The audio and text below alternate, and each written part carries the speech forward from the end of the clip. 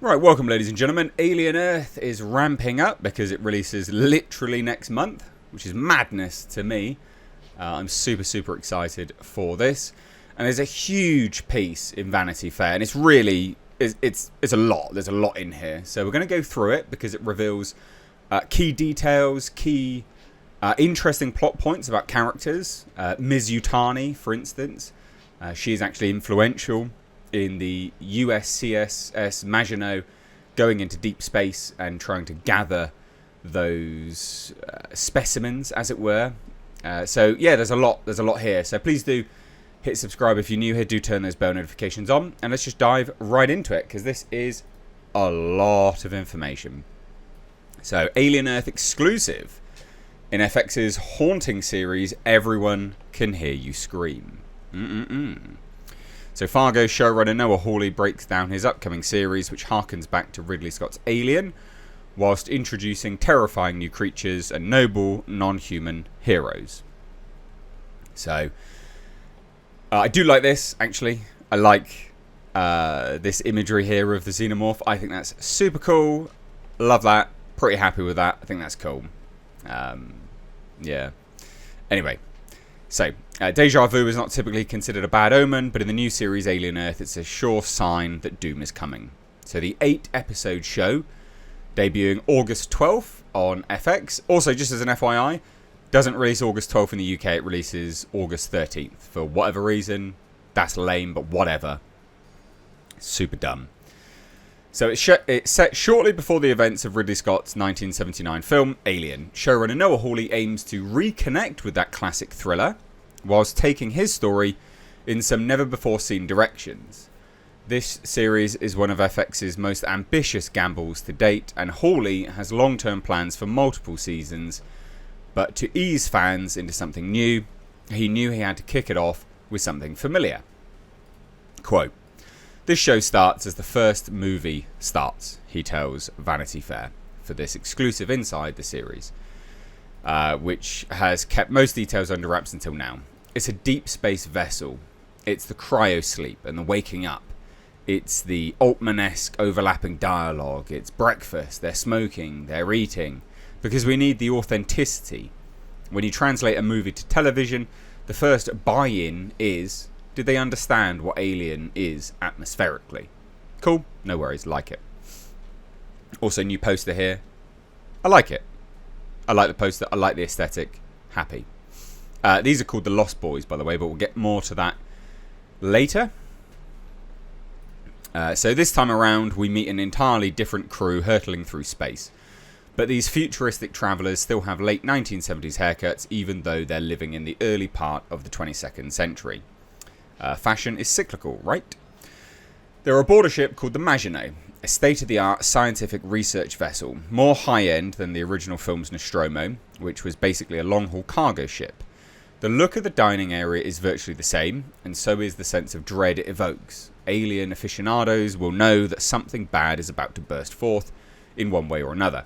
Now, I like this because this builds on what Fede Alvarez said, is that, you know, the Prometheus was state of the art, and that's why the technology was so different. You know, so it's like a class reason as to why certain vehicles are lower tech versus the others. You know, it's like, I don't know, getting into like a Ford Fiesta versus a Tesla. You know, they're both being sold today. One is significantly more futuristic than the other, right? So Hawley has shown himself to be an expert at mimicking a existing style, while steering an IP-based story to surprising places. He's best known for FX's Fargo, tapping into the dark side of Minnesota Nice that was first explored by the Coen brothers in their 1996 snowbound noir. With Alien Earth, he's doing the same with Scott's sci-fi classic and James Cameron's equally adored Aliens. The follow-ups to those films, a mixed bag of Alien reboots, prequels and spin-offs, are proof of how fraught an undertaking this can be. So, if Alien Earth is a hit, Hawley sees a day, perhaps several seasons down the road, when this show might even merge with its source material. So he's literally saying here, we can bookend straight into Alien. Love it. Great. No, why not? Why wouldn't you do that? I don't know yet in terms of the series from beginning to end how much time is going to pass or where we're going to end up. But I do know that at a certain point, the Yutani Corporation is going to divert the Nostromo to that place. Love it. So, you know the one, LV-426, a moon where there's a derelict ship, blah, blah, blah, blah, blah. So, cool. Happy with that. I think that's cool. And he says further, we have the opportunity to maybe see what was happening on the other side of that phone call. So speaking of like why they were diverted, you know, maybe even why Ash was put there. I mean, we know why, obviously, but just to watch that play out, I think that's a really cool idea. Interesting concept. So Alien Earth begins shortly before the events of Alien chronology. When the Majino is on the final approach for its return to Earth, things fall apart, of course, and the vessel ends up crash landing in the heart of a densely populated metropolis. There will be survivors, but not necessarily human ones. Alien Earth promises xenomorphs, of course, those parasitic, exoskeletal monstrosities, but also fully stocked with a vast menagerie of other specimens too. Each of them lethal and horrific in their own ways. Love this. Anyway, there's more here, and this is where we get into lots of details. So this is a long, long, long article, I did say. So these aren't spoilers, this is the setup. The crash of the Majino sets the stage for what's to come, creating an accident that could spiral into an extinction-level event for human beings. Imagine unstoppable apex predators running amok in a busy downtown, with the bloodshed radiating exponentially as the creatures reproduce rapidly in a feast on a veritable all-you-can-eat buffet of Homo sapiens. I mean, yeah, terrifying. But once again, that fight-or-flight premise is what fans expect from this franchise. The first twist of Alien Earth is that the potential saviors of humanity aren't human. The Lost Boys. Now, this is playing on Peter Pan, right? Neverland Research Island, and The Lost Boys is Peter Pan. Because these are ageless, they're hybrids. It would be easy enough for Hawley to set up a human versus aliens free-for-all, with our homeworld as the bloody prize, but Hawley uses this crisis to speculate about what humanity even means in a future where people evolve alongside the machines they've created. The Alien franchise has always featured human-looking androids known as synthetics, such as Ian Holmes' Ash in the first film, and then Bishop in the second, and then David, of course. So these milky-blooded robots are present in Alien Earth as well, but the series also introduces some variations. There are also cyborgs, humans augmented by machinery, and hybrids, artificially made bodies containing a consciousness uploaded from the body of an actual human being. Q are lead characters, basically. These hybrids are only in the prototype phase as Alien Earth begins. They're the brainchild of Boy Cavalier, the brazen young leader of the Prodigy Corporation, a global rival to Weyland-Yutani. The minds of the first hybrids are taken from children who volunteered to be test subjects because their human bodies are terminal with disease. Cavalier nicknames this group the Lost Boys, although they're a mix of genders, and brands them with new names taken from the fantasy characters of J.M. Barrie's Peter Pan. He's like, these bodies that I put these children in are my property. They're an immortality product that I'm developing, and so I retain naming rights. Interesting. The showrunner felt the Lost Boys could become yet another thread back to the original films, particularly Aliens. I had this Peter Pan idea, and I thought, well, where in the first two movies is any of this? In James Cameron's movie, you have Newt, who's an actual child, and then you have Bill Paxton's character, who's arguably the most childish character in the history of movies. Game over, man, he says. You have this confluence of this adult acting like a child, and this child acting wiser than all of the adults. And I thought, oh, that's in there. I mean, that's a stretch, but whatever. The wise child of Alien Earth is the first of these experiments, who naturally becomes the group's leader, Wendy. She's played by Sydney Chandler, the 29-year-old daughter of actor Carl Chandler, who previously appeared on blah blah blah. Once frail and suffering, Wendy agrees to discard her old form and be transferred into an artificial body that has to look grown up because it can't age. It's also virtually superhuman, vastly stronger and more durable than even the healthiest natural person. There's some great images here, by the way, as well. This is Boy Cavalier. Love the... I don't know, was that like a light feature? It's kind of cool, it's quirky. So the Lost Boys became the central figures around which alien Earth orbits because Hawley wanted heroes who were truly innocent and uncorrupted. He also thought that they would be especially sensitive if they knew what it was like to be weak before they became strong. There's a nobility to children, and especially children who have been sick, and a wisdom and a sense of being beyond their years. But there's a darker side to those who aren't grown up, as Barrick himself noted in his famous closing line to Peter Pan, and thus it will go on, so long as children are gay and innocent and heartless. That last word says a lot. I thought it was interesting to bring these very clear-minded children into a complex moral universe that's basically built around the sins of capitalism, and this trillionaire who's basically still a child himself. Now, it's interesting. So the Peter Pan of this scenario remains Cavalier, the unspeakably wealthy young man who doesn't necessarily have pure altruism in mind. His experiments are not just aimed at saving the lives of sick children, they're proof of concept for a vessel he can inhabit when he finds himself getting older. Boy Cavalier's name itself does little to obscure how Hawley regards the character, and other uber-wealthy figures who use their vast fortunes to manipulate the world. There's something obviously mythical about this man-child, and he's also a symbol of a type of titan that we have developed in our modern world. And yeah, there was just something about that name that I liked. Yeah, it's a cool name.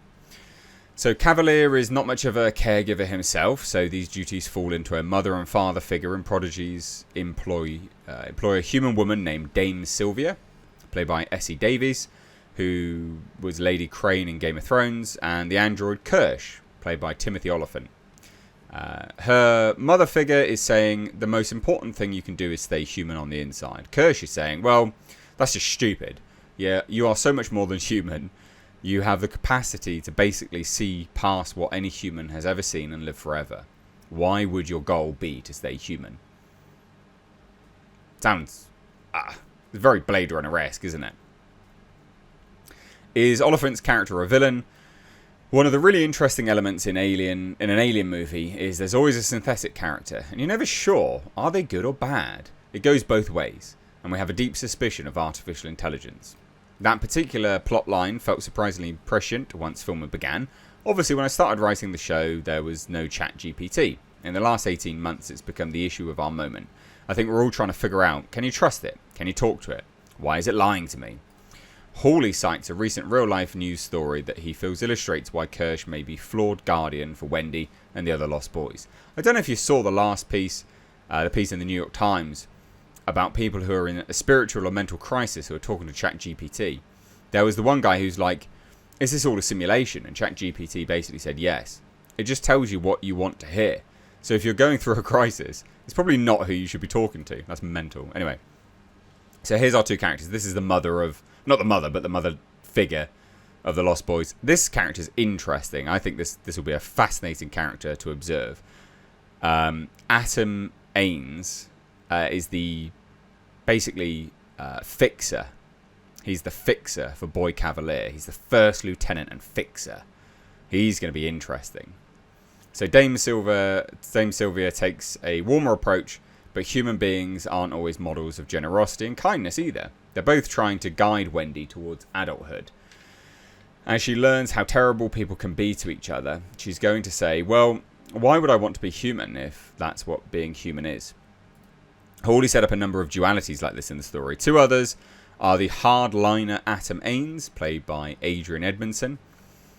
So he's the fixer, first lieutenant for Boy Cavalier, and the technician Arthur Sylvia, the hapless husband on Fargo, blah, blah, blah. So this is the husband of the Dame character, who starts to have misgivings about the hybrid program he has helped create. So that's going to be interesting. David Rhys-Dahl is maybe the most human person I know. He's so accessible and kind, and he is in many ways the moral conscience of this exercise. His character is the one who will always raise his hand and go, this is not just science, this is people. The CEO doesn't always see it that way, but he has Edmondson's character to get his hands dirty. Atom, as Boy Cavalier's right-hand advisor and enforcer, is a much more impenetrable character who is basically there in that corporate mindset. There is no morality. There's just what the boss wants. Interesting. Just like AI, the humans Cavalier surrounds himself with tend to tell him exactly what he wants to hear. So here's some interesting stuff about Weyland Yutani being involved. So this is Ms. Yutani. So the Majino and Weyland Yutani. While it explores the meaning of being human, Alien Earth is also about the destructive nature of an arms race for new technology. Cavalier's company's principal adversary is Weyland Yutani, a familiar corporation from alien lore. I thought about 1900 when you had Tesla and Edison and Westinghouse, and they were all battling to see who was going to control electricity. So I thought, what if this is a moment like that, where you basically have this battle between these corporations for the future? Previous films in the franchise, such as 2004's Alien vs. Predator and Prometheus, have featured characters who are early scions of the Weyland family. In Alien Earth, fans will meet another trillionaire power broker from that dynasty's partner, known now only by her last name. We've never seen the Yutani side of Weyland Yutani Corporation. I technically have. The end of AVP Requiem, but yeah, it's lame. Yutani, Sandra Sinsendiver, who played the stealthy advisor to the Queen and Apple TV sci-fi show Foundation, controls an old money fortune along with about a fifth of the planet's industry. The Yutani side is a matriarchal corporation. Her grandmother ran the company, and then her mother ran it. And somewhere there was a merger with Weyland. Now Yutani is trying to navigate being the second name in the corporation, holding on to power and managing the geopolitics on a planet where there's 5 corporations that control everything. In the end, they all just want to be a monopoly. This is fascinating. I really like how they're setting this up. So long ago, Yutani's grandmother sent the Majino on its hunting and gathering mission to deep space. And she considers the creatures they've harvested as a family heirloom. That's amazing. They're also the key to wealth-generating biological innovation, which is why Prodigy wants them too. The crew of the Majino has not aged during their trip due to the hypersleep chambers that put them in the stasis on the ship. So characters like cyborg security officer Morrow must grapple with the world moving on without them after surviving the crash. As Hawley says, he's a man coming back to a planet in which everyone he knows is dead, and he feels like somebody took his life's work. He spent 65 years getting these creatures, and now the Prodigy Corporation is just going to take them. So he's going to be an interesting character to follow. Like a really interesting character to follow. So Prodigy has a tactical search team. Finally, this is where the Lost Boys cross paths with the Xenomorphs. The tactical team Prodigy sends into the wreckage includes a medical officer named Hermit, and he happens to be the brother of the alien little girl Wendy once was. The best laid plans go oft astray, even for a highly trained team like this, while intergalactic creepy crawlies are factored into the equation. Ordinary mortal soldiers are not equipped for such fights, as alien films have proven time and time again. Those first 2 movies are very much class stories about space truckers and grunts. Alien is very much about how the common man is just a pawn in the larger corporate story. They have very little control over their own lives. They go where they're sent. They do what they're told. That's a very alien idea. If we weren't telling the story of these kinds of people, we wouldn't be telling Alien. True. I like all of this. Hermit is an outcast compared to the soldiers of fortune on the team, like Siberian and Rashidi, who want to get in and get out as quickly as possible. A guy like that makes other soldiers nervous because as a medic, he's the last one to touch someone before they die. There can be a little superstition about, keep this guy away from me. But the supercharged hybrids of a group like the Lost Boys stand a greater chance. Wendy is determined to try, if only to save the brother who is one of the last remnants of her human past. Hermit, however, has no idea that this hybrid is his lost kid sister. So yeah, fascinating there. Part of being chosen for this medical experiment was the parents had to basically give these kids away without ever seeing them again. Her brother was told that she died, but now that she's part computer itself, she can interact with the network and she spies on her brother. That's how she knows he's among Prodigy's rescue and salvage team, but even Wendy and the other Lost Boys may underestimate the threat aboard that ship. The name Majino itself has symbolic meaning. It's taken from the Majino line, border of entrenched mini-fortresses built by France after World War I to stave off any future invasions from Germany. The line was seen as a bulwark against Hitler as he rose to power, but it was made irrelevant by the advancing technology of tanks and airplanes. It ended as a symbol of misguided faith. The Majino line is the hubris of infallibility. It seemed like a good name for the ship. It definitely has a meaning of famous last words. This sounds epic. This sounds amazing. I'm very, very, very excited for this. So what do you guys think? I'm sorry this is such a long video. Hopefully you enjoyed it. I enjoyed making it. And I certainly enjoyed finding out more about Alien Earth. Leave your thoughts down below. Take care. Bye-bye now.